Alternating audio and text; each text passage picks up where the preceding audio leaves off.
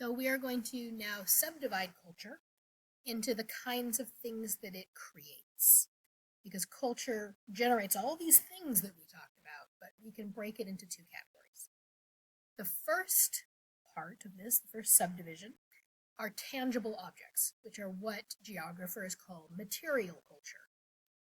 And then there are the abstract ideas and values, the norms, those things too. That's non-material culture. They are abstract, you can't touch them. So let's delve into this into some more detail. Tangible objects, balloon animals, lamps and lanterns, you can put your hands on those. Those are the tangible things. Abstract and ideas and values, however, about how you view the world, whether children should be seen and not heard, whether you wish on something, how you make a wish, do you blow on an eyelash, do you blow a dandelion? Those are all abstract things. You can't touch a wish or how you do it. So tangible objects, that is the material culture. Non-material culture are the abstract sides. So material culture, then, you can touch it. It is built. It is created. Things like buildings, clothing, art, souvenirs that you buy to remember a place, all of those are material culture. And then the non-material culture are the things that are believed or perceived or thought about. So values, the laws and the rules. Do you drive on the left side of the road or the right side of the road? Do you value education? Is it a religious society, and how do you express that? All of that, all of those traditions, all of those norms, that is non-material culture. So the physical objects that people use and create in their daily lives, that's material culture. And there's all sorts of things. It's an endless array of things that humans have created. Rock paintings, petroglyphs, flags of various kinds, the clothing that we wear, sporting equipment and things that allow us to hunt, monuments and art and decorations like fountains, the food that we eat, the things that we put the food in, all of that is material culture. On the other hand, the abstract human creations that govern the way that you use those things, all those things I just mentioned, all those concrete things that you can touch and use, the abstract rules that govern the way you use those things, that is part of non-material culture. So, for example, who is allowed to make the rock drawings? Are only people who've gone through, becoming an adult, or are only women allowed to do it? What do you do with a fountain? Are people allowed to play in the fountain? Or letting your kid run in the fountain, would that be a taboo? Those kinds of things.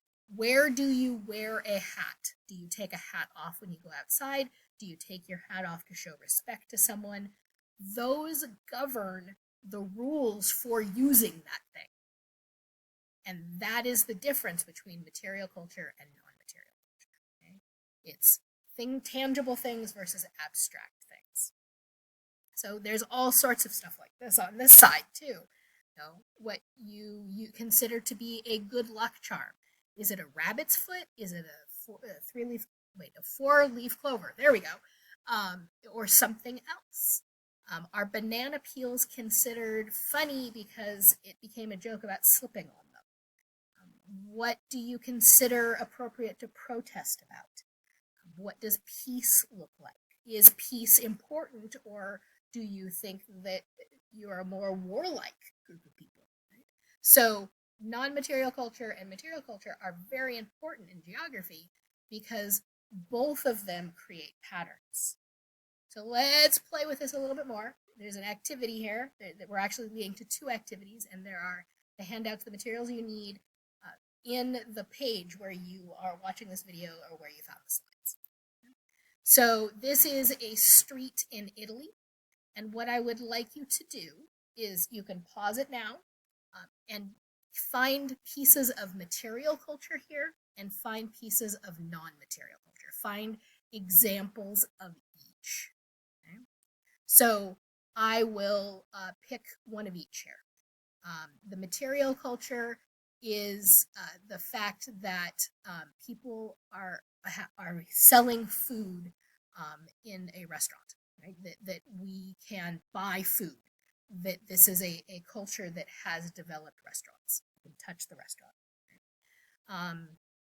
Non-material culture, women are out in public, right? They are not covered in some way, and women are able to talk to other people. There is no tradition here, apparently, restricting women's behavior to be outside. So there's an example of material culture and non-material culture. Okay. All right, so there's two more pictures that I want you to do the same thing with. Here is a garden, and then this is a figure in a Japanese play. So you're finding a couple things from each slide. Two examples, say, of material culture and two examples of non-material culture. So it doesn't have to be two. Let me try that again. It's two for the slide, not two for each picture. And so find some for that. And then the third slide that I would like you to analyze is this. This is a scene from the musical Hamilton, and this is King George from the musical as well. So again, we'll find examples of material culture and of non-material culture, and we will discuss those in our discussion. Okay? So this is going to be part of this week's post. You're going to look at the images of the last three slides, generate at least two examples of material culture and two examples of non-material for each slide. All right, so people sometimes have a lot of trouble with the idea of what non-material culture is. So I'm still trying to find a metaphor for this, but try thinking about it kind of like a bierock. That the filling, the stuff that people make, that's material culture. And then the bread on the outside that holds it together, that gives it form, that tells you how to eat it, that is non-material culture. Maybe that will help. You'll have to tell me whether you like that metaphor or whether you like this one. Maybe think of it like a bicycle tire. That the node inside, the thing that you can touch and you can build, that's the material culture. But the wheel, the thing that is around it and kind of gives it structure, gives it meaning, that is non-material culture. They're part of the same whole, but they're different parts of the same whole. So I hope that helps a little. To also continue to play with this, I'm giving you a list. There's a PDF of this slide in the handouts, and I want you to pause the video and then go through this list and decide whether you think each one is an example of material culture or non-material culture. Okay, so go ahead and pause, come back, and then we'll go over. All right, you ready? You've identified what you think of each one? Okay, so the building where you attend religious services, material or not, that is a material culture because you can touch the building, right? It is manifested, it is material, you can see it. Going to that building on a holy day, well, that's a tradition. That's how you use that building. So that is non-material, whether you go just on important days, whether you go all the time for community, whatever it is. The songs or hymns that are sung at the services. Well, you can't touch a song. And the song may carry messages and ideas and traditions. So that is a better example of non-material culture. If you write the songs down, you actually turn them into a hymnal or a book, then it is material culture. Or the instruments that are being played, that is material culture. But the songs themselves that are being sung is non-material. Hot dogs and apple pie that are tradition on the 4th of July, that is material culture. You can touch the food, you can see it, hopefully you can eat it. Food is always an example of material culture. How about patriotism? Well, that's a tradition, that's a view, that's a value. And some people are patriotic, some are not. Some countries are patriotic, some are much more loose about it. That is non-material. You can't touch patriotism. Pointing at someone when talking to them or when giving directions. In some cultures, that's very rude. You would be breaking a norm to point at someone or to point when giving directions. So that is non-material culture. The flag that you fly on Memorial Day, the flag itself, that is material culture.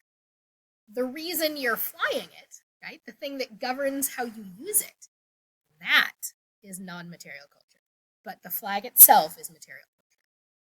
Fasting on Lent or Ramadan or Yom Kippur, those kinds of days where you're focused on a relationship with God and sacrifice, that is non-material culture because it's a tradition, it's a value.